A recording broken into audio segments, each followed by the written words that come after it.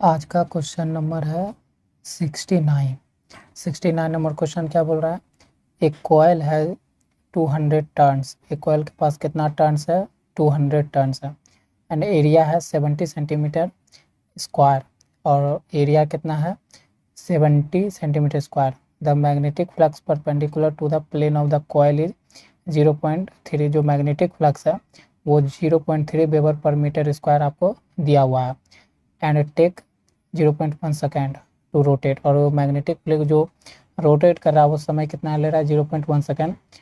कितना एंगल? तो 180 degree. The magnitude of induce EMF. तो आपको बताना है इंड्यूस ईएमएफ का मैग्नीट्यूड बताना, मतलब आपको फाइंड करना है इंड्यूस ईएमएफ। तो सॉल्यूशन पे चलते हैं। तो सॉल्यूशन कुछ इसका यूँ हो जाएगा कि देखिए, हमको नंबर ऑफ टर्न्स को रिप्रेजेंट करते हैं एन से, वो आपको दिया हुआ है 200 टर्न्स दिया हुआ है, ठीक है। और इसी का एरिया दिया हुआ है 70 सेंटीमीटर स्क्वायर, जिसको हम मीटर स्क्वायर में बदल ले तो 70 गुना 10⁻⁻⁴ मीटर स्क्वायर हो जाएगा, ठीक है। और आपका यहाँ तक हो गया। फिर आपका फ्लक्स डेंसिटी जो है, मैग्नेटिक फील्ड जो है या फ्लक्स डेंसिटी जो भी बोलेंगे वो 0.3 वेबर पर मीटर स्क्वायर दिया हुआ है। और टाइम ले रहा है वो कितना? 0.1 सेकेंड का। और थीटा कितना है? 180 डिग्री, रोटेट थ्रू 180 डिग्री। ये 180 डिग्री बहुत महत्वपूर्ण भाग निभाएगा। The magnitude of induce EMF. तो आपको EMF, magnitude of induce EMF volts में निकालना। इतनी कहानी है इसकी। तो देखिए, तो ये सब डाटा से एक तरह से हमको पता चल रहा है कि यहाँ पर जो है total change in flux linkage हम निकाल सकते हैं। पहले तो वी नो डैट, तो पहले हम यहाँ निकाल सकते हैं कि टोटल फ्लक्स लिंकेज। ये लिखना से अच्छा ये ज़्यादा रहेगा। Total change in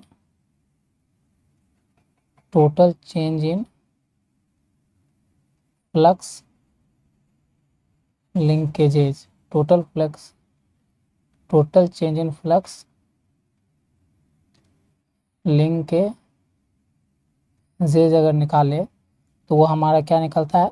an phi बराबर जानते हैं 2BAN, ठीक है। तो यहाँ से 2BAN जानते हैं। तो ये हो गया हमारा, हो गया total change in flux linkage. तो N5 होता है हमारा फ्लक्स लिंकेज, तो बराबर क्या लिख सकते हैं? 2BAN, ठीक है। ये एक हमारा नोन डाटा होता है फॉर्मूला, तो ये होता है। अब यहाँ से हम चलेंगे ईएमएफ पे, नेक्स्ट स्लाइड। तो देखिए हमारा EMF produce by the according to the second law of electromagnetic induction से क्या जानते हैं? E बराबर N d∅dt, ये भी जानते हैं। लेकिन d∅ मतलब rate of change of flux है, यही है, तो हम तो वो लिख ही चुके हैं। तो n, तो E बराबर N d∅, इसको हम लिख सकते हैं dN∅dt, ऐसे लिख सकते हैं। तो E बराबर d और N∅ का अभी देखिए यहाँ पर मान हम निकाल चुके हैं 2BAN, तो यहाँ पर प्लेस कर दें 2BAN डिवाइडेड बाय dt हो सकता है।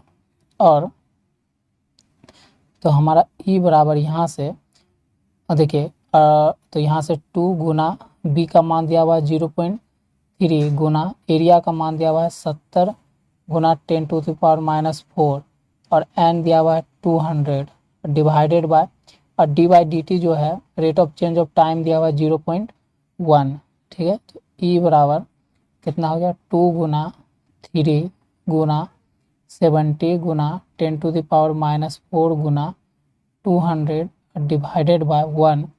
इसका डेसिमल ऊपर उड़ा दिए तो 10, और इसका डेसिमल ऊपर उड़ाए तो 3, मतलब यहाँ का डेसिमल नीचे और यहाँ का डेसिमल ऊपर, ठीक है। तो ई बराबर, आप देखिए यहाँ से 1 10 से ये 10 खत्म हो जाएगा, हो जाएगा। अच्छा, इतना को हम नीचे ले आए तो 4 पावर बन जाएगा, ठीक है। तो हमारा ये डाटा यहाँ से मान लीजिए रिमूव हो जाएगा ना हमारा रिमूव। उसको हम नीचे ले आए तो इतना बचेगा। तो यहाँ से देखिए 1 0 ख़त्म, ठीक है। 2 0 ख़त्म, तो बचा कितना, 2 गुना 3 गुना 2 गुना 7 बटे में 10, तो कितना हो गया 6 गुना 14 बाय 10। इसको करेंगे तो 24, हाथ में 2 6 7 8 बाय 10। अर्थात हम लिख सकते हैं ई बराबर 8.4 लिख सकते हैं। तो हमारा ई का मान आ गया 8.4 वोल्ट्स। तो इतना बस सॉल्यूशन था। ये समझना था कि हमारा total change in flux linkage कितना हो रहा है, 2 बार हो सकता है, 2 टाइम हो रहा है BAN, ठीक है। ये फॉर्मूला हमारा जब हम BK मेहता बुक का रीडिंग देते हैं तो उसमें ये फॉर्मूला साफ है, ठीक है, लिखा हुआ है। तो चलते हैं नेक्स्ट स्लाइड पर। आपको समझ में आया होगा आशा करते हैं। बस फॉर्मूला बेस था और कुछ नहीं था, ठीक है। अब है हमारा क्वेश्चन नंबर 70। क्वेश्चन नंबर 70 क्या बोल रहा है, एन एयर कोर सोलोनाइड है 1000 टर्न्स। मतलब जो डाटा है हम लिखते चलते हैं, ठीक है। तो एन एयर कोर सोलोनाइड है जिसके पास कितना टर्न्स है, 1000 टर्न है। तो एन बराबर कितना है आपके पास, 1000 टर्न्स है एंड इज 1 मीटर लॉन्ग। और ये इसका लंबाई कितना है, तो लेंथ लिख लेते हैं 1 मीटर, ठीक है। और इट्स क्रॉस सेक्शन एरिया, और एरिया लिख लेते हैं इसका। एरिया आपका यहाँ पर है 10 सेंटीमीटर स्क्वायर, इतना ही है। The self inductance of solenoid is, तो सेल्फ इंडक्टेंस आपको निकालना है सोलेनाइड का, तो जिसे हम इंडिकेट कर सकते हैं ओनली L से। तो आपको L निकालना है, ठीक है, इन हेनरी में। तो देखिए यहाँ से हम लोग फॉर्मूला पर चलते हैं। हम लोग एक फार्मूला जानते हैं L का, वी नो डैट। हम लोग यहाँ से फॉर्मूला जानते हैं L का, L बराबर होता है N∅/I होता है। ये फॉर्मूला हम लोग जानते हैं। तो यहाँ से हमको क्या है, यहाँ पर कहीं भी फाई का तो मान नहीं दिया है गिवन डाटा में, तो हम यहाँ से फाई का मान निकालना होगा। तो फाई बराबर क्या जानते हैं, फाई बराबर जानते हैं BA cos थीटा, ये जानते हैं। ये भी हम लोग जानते हैं फॉर्मूला BA cos थीटा। लेकिन हमारा और है BA cos थीटा जानते हैं, लेकिन यहाँ पर हमारा B भी नहीं है। तो हम B के बारे में क्या फॉर्मूला जानते हैं, B बराबर जानते हैं न्यू नॉट H जानते हैं, और H बराबर क्या जानते हैं NI/L। तो ये बोला इस फॉर्मूला में पुट कर सकते हैं B वाले में। तो हमारा B का फॉर्मूला क्या बन जाएगा, तो न्यू नॉट NI/L, यही बनेगा मेरा। तो अब हम क्या कर सकते हैं, इस फॉर्मूला को इसमें पुट कर दे तो फाई का मान आ जाएगा। तो फाई बराबर क्या है हमारा, फाई बराबर हमारे पास है BA cos थीटा है। तो फाई बराबर यहाँ देखोगे तो B के जगह इतना प्लेस कर सकते हो ये वाला, तो क्या आ जाएगा न्यू नॉट NI, तो यहाँ जाएगा न्यू नॉट NI/L और A cos थीटा, इतना आएगा। देखिए तो आ जाएगा। ये थोड़ा सा देखिए डिफ़िकल्ट है, हमको क्वेश्चन को उस पर ले जाना है, ठीक है। तो हमारे पास क्या आ जाएगा, तो हमारे पास फाई का मान आ जाएगा न्यू नॉट NI/A cos थीटा/L हो गया। अब हम यहाँ से फाई का मान निकाल सकते हैं। न्यू नॉट का मान क्या है 4 पाई इंटू 10⁻⁻⁻⁷, तो न्यू नॉट का मान क्या होता है 4 पाई इंटू 10⁻⁷।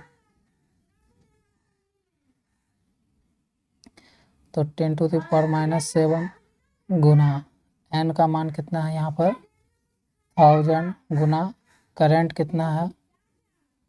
तो यहाँ से हम n का मान रख दिए, i का मान तो पता नहीं तो i ऐसे रख देते हैं। अच्छा एरिया का मान कितना है, तो देखिए यहाँ पर एरिया है सेंटीमीटर में, तो इसको मीटर में बदल लेते हैं 10⁻⁴ मीटर स्क्वायर हो जाएगा।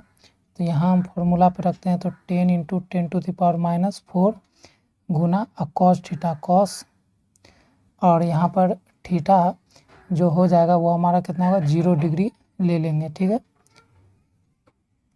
और यहाँ से डिवाइडेड बाय एल, एल कितना है लेंथ हमको दिया हुआ था 1 मीटर, तो यहाँ पर 1 रख दिए। तो 5 बराबर क्या हो गया 4 पाई इंटू 10⁻⁷, और यहाँ से 10⁻³ गुना 10⁻⁻⁴ गुना कॉस 5 का मतलब मान क्या होता है 1 होता है, कॉस 0 का मान, डिवाइडेड बाय 1, ठीक है सही जा रहे हैं। अच्छा और गुना आई हो गया। तो 5 बराबर क्या हो जाएगा, यहाँ से देखोगे तो 4 पाई गुना, और ये देखो यहाँ पर आप जोड़ोगे तो 10⁻⁷ गुना 10⁴ गुना 10⁻⁴ गुना आई बाय 1।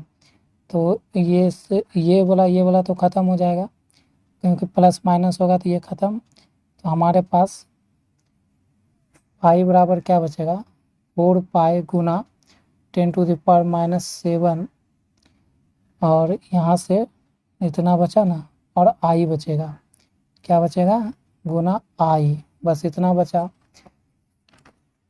तो 5 का मान आ गया। अब 5 का मान जब आ गया है तो हम क्या करेंगे इस फॉर्मूला में रख देंगे, ठीक है। तो हमारा L यहाँ से निकल जाएगा, तो हमारा क्या है L बराबर N 5/I है ना। अच्छा तो L बराबर N का मान कितना था 1000 गुना I का मान रख देते हैं I/I, यहाँ से आई ख़त्म, तो L बराबर क्या हो जाएगा। अच्छा यहाँ से 10⁻³ और 10⁻⁻7 गुना 4 पाई हो जाएगा। तो यहाँ से L बराबर क्या हो जाएगा 10⁻⁴ गुना 4 पाई होगा। तो L बराबर क्या हो जाएगा 10⁻⁴ गुना 4 गुना 3.14, ठीक है ये होगा। अब इसको जब गुना करेंगे तो कितना आ जाएगा 10⁻⁴ गुना इसको हो जाएगा 16 हाथ में 1 4 5, 16 हाथ में 1 4 5 डेसिमल, और ये हो जाएगा 12, इतना ही होगा। तो इसका अगर तो L बराबर क्या हो जाएगा 12.56, और ये जो है ये इसको हम नीचे ले चले जाते हैं तो 4 पावर होगा, 4 पावर हो जाएगा, और तो हो जाएगा हमारा क्या 12.56 गुना 1 रख के इसको भेज देते हैं 10⁻⁻3, आंसर लाने के लिए ऐसा कर रहे हैं, ठीक है। तो L बराबर क्या हो जाएगा 1.256 गुना 10⁻⁻3, तो L बराबर क्या हो जाएगा 1.256, ये हो जाएगा मिली हेनरी। 10⁻⁻3 को m लिख सकते हैं स्मॉल m, तो ये हो जाएगा 1.256 मिली हेनरी। तो हमारा यही आंसर था। देखिए ये थोड़ा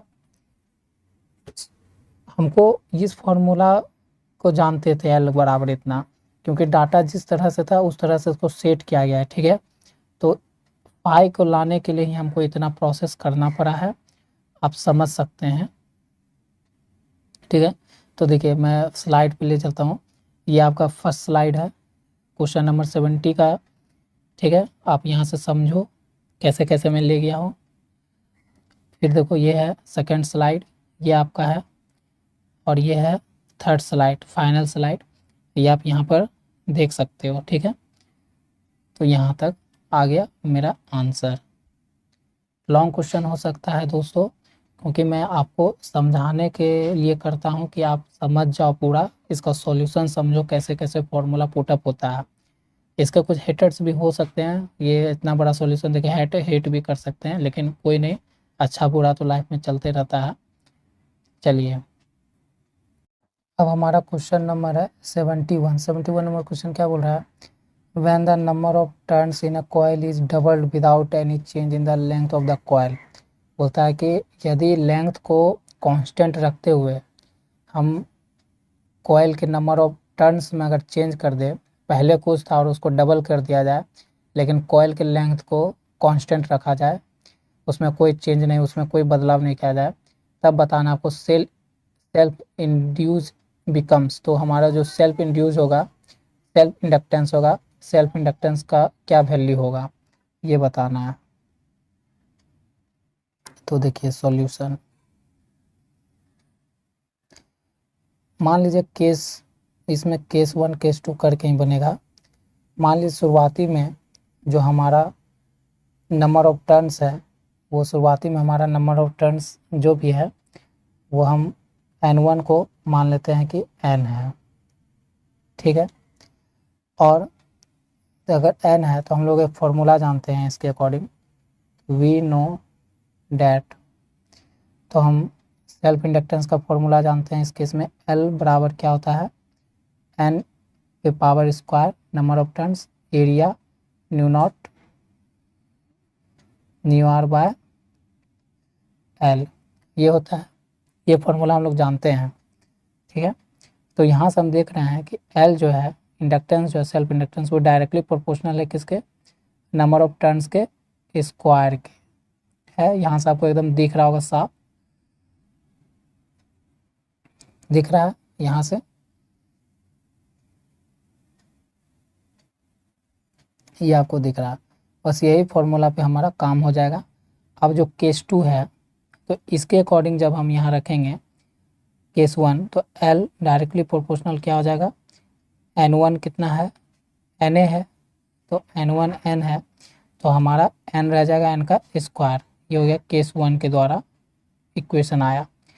अब हम अगर केस 2 से देखें, तो केस 2 में हमारा क्या बोल रहा है, केस 2 में बोल रहा है कि अगर हम लेंथ को बराबर रखते हुए डबल कर दे, नंबर ऑफ टर्न्स को क्या करें, अब मान लेते हैं कि सेकेंड केस में नंबर ऑफ N2 जो है बोल रहा है कि डबल कर दें पहले वाले को, तो 2n हो जाएगा, इनिशियल को अब हो जाएगा 2n। अब इसको रख दे इस फॉर्मूले में, इस फॉर्मूला में, तो हमारा क्या हो जाएगा, L डायरेक्टली प्रोपोर्शनल n, तो होता ही है, n स्क्वायर फार्मूला होता ही है, लेकिन L डायरेक्टली प्रोपोर्शनल, अब n स्क्वायर के रखेंगे तो 2n का स्क्वायर हो जाएगा, मतलब ये 4 हो जाएगा रखने से, ये हो गया। तो ये हो गया इक्वेशन सेकेंड। अब हम क्या करें, इक्वेशन सेकेंड को इक्वेशन फर्स्ट से डिवाइड कर देते हैं। तो हम यहाँ लिख सकते हैं dividing equation 1 by dividing equation 2।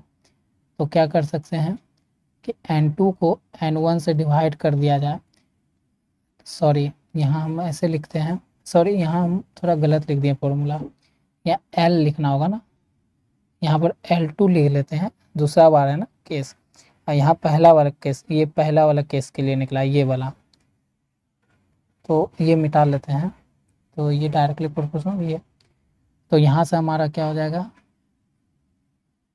यहाँ से हो जाएगा हमारा कि L2 डिवाइडेड बाय L1, तो यहाँ से 4 n square by n square, तो n स्क्वायर कटा, तो L2 जो है 4 गुना हो गया किसके, शुरुआती इंडक्टेंस के। जब हम इंडक्टेंस के लेंथ को कांस्टेंट रखते हुए उसके नंबर ऑफ टर्न्स में चेंज करते हैं, तो देखते हैं कि ये जो फाइनल वाला वैल्यू है इंडक्टेंस सेल्फ इंडक्टेंस, वो 4 टाइम्स ज़्यादा हो जाता है किसके, पहले वाले इंडक्टेंस से, L1 से। ठीक है, तो यहाँ से आपका क्या होगा, 4 टाइम निकल जाएगा आंसर सेकेंड। ठीक है, तो आज दोस्तों यहीं तक, वीडियो ज़्यादा लॉन्ग हो गया है, तो आज यहीं रखते हैं, 3 ही क्वेश्चन रखते हैं इस वीडियो में। फिर आपसे नेक्स्ट वीडियो में मुलाकात